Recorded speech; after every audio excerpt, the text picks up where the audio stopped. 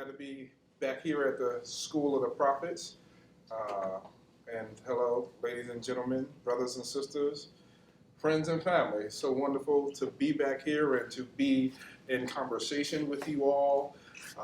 My heart is always glad anytime I can come back to a school, to a university that teaches challenging systemic social justice, social injustices that exist, and challenging racism and evil that exists in our society today. And it was this very foundation that shaped my particular outlook and led me to the work that I do now.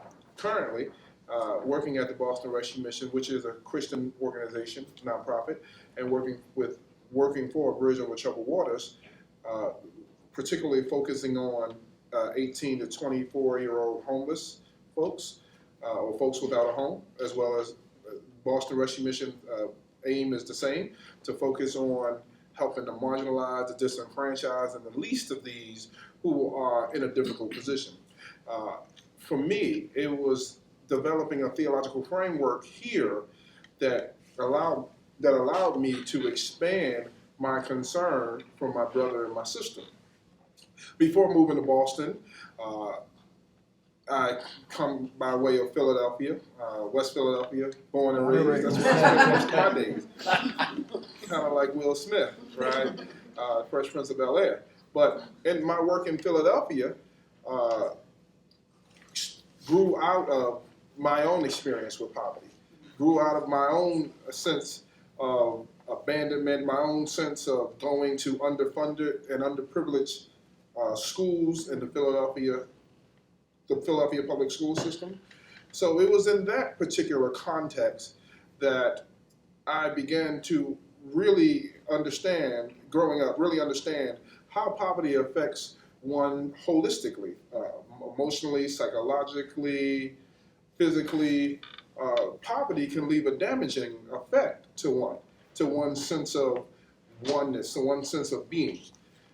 So it was here. So when I arrived at the Boston University School of Theology, it was here that I began to continue to develop a theological and moral framework to begin to work with the marginalized and disenfranchised and the least of these. And this particularly comes out of the context of the Gospels. Scripture tells us that when Jesus began his public ministry, that he proclaimed that the Spirit of the Lord is upon me and has anointed me to preach the gospel to the poor, bring good news to the poor. And in my work today, brothers and sisters, I work with people who are oppressed, suppressed, depressed, oppressed, and they're tired. They're tired because they felt like their family has failed them. They felt like their partners have failed them. They felt like nonprofit organizations have failed them. And they also feel like detox programs have failed them. So as a result, the people that I experience and the people that I work with on a day-to-day level, I'm interested in helping them to not only experience stability, but to get back on the right track. Because at some point, it was a shocking moment that they find themselves homeless.